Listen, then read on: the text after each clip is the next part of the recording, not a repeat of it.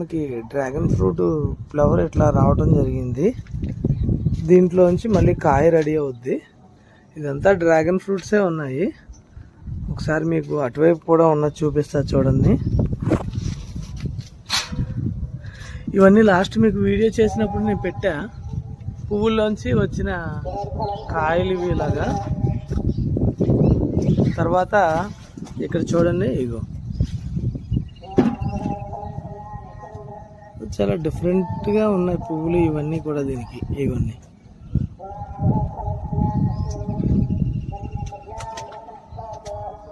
ఇవన్నీ కూడా మనకి పైన ఆర్గానిక్గా మన పెంట్ హౌస్లో వేసుకోగా పెరిగినాయి. ఒకసారి చూడండి. జామ మొక్క కూడా చక్కగా